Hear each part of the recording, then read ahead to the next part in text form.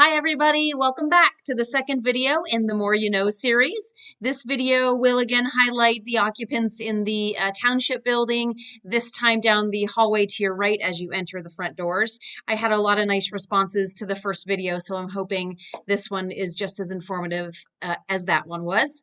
On the left, it's not necessarily a door, but it is worth noting just past the women's bathroom is an AED device. So I feel like this is taxpayer dollars well spent. The township, puts on many public events with many people at times. And if anybody were to have a medical emergency, we at the very least have an AED available to us. So I'm happy to see that.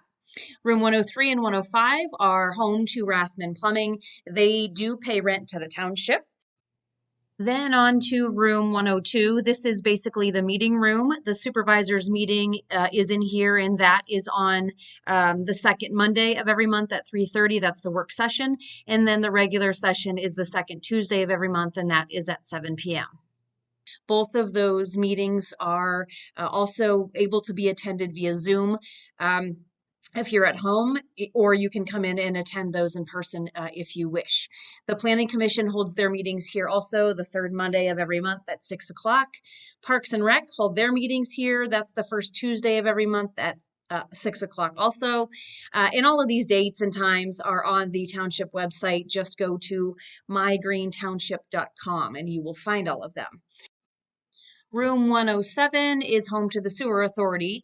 They hold public in-person meetings here on a monthly basis on the second Tuesday at 5:30. They do not currently use Zoom as far as I'm aware, so you will need to come in person to these meetings if you have any questions or concerns. Eric Bybee is employed full-time as the sewer inspector, and Lindsay Etheridge is employed part-time to manage the books for them. The authority board itself was purposely designed with 5 Greene Township residents. They are all volunteers, some personally affected by the sewer project and some not. So any questions or concerns, you can come to a meeting in person and talk to them about that. 104 is an empty classroom that is used for multiple things like training classes, CPR, stuff like that, township training. It's also home to the Girl Scouts, and I believe a fitness group does utilize that room. It is for rent, for birthdays or, whatever. If you need a small capacity room or an intimate setting, it holds about 25 to 30 people, and renting that costs about $125. 109 is then at the end of the hallway. This is the district justice chambers. So there is a separate entrance, separate from the township driveway. So you can come in that separate entrance and you can come in this door to keep all of that separate. If you do come in the regular township door, that's not a big deal. But just so you know that there is a separate entrance for our district justice. 110, 111, and 112 are all occupied by the IU5. They do pay rent to the township.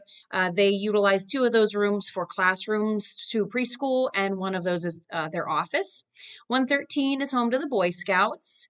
114 is Wattsburg Wireless. They are our local ham radio operators.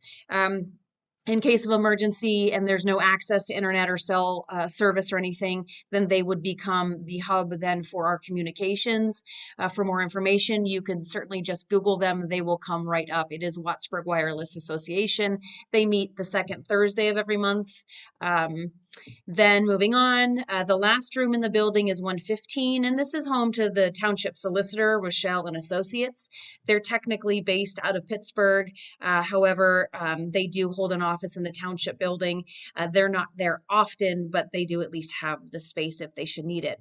So that's it for video number 2 on The More You Know. I hope you found it informative. I will say you feel free to, in the comments, utilize that if there's anything in this township that you'd like to know more about. I am committed to researching facts and providing accurate information, so I'd be glad to do that. And don't forget to get out and vote on May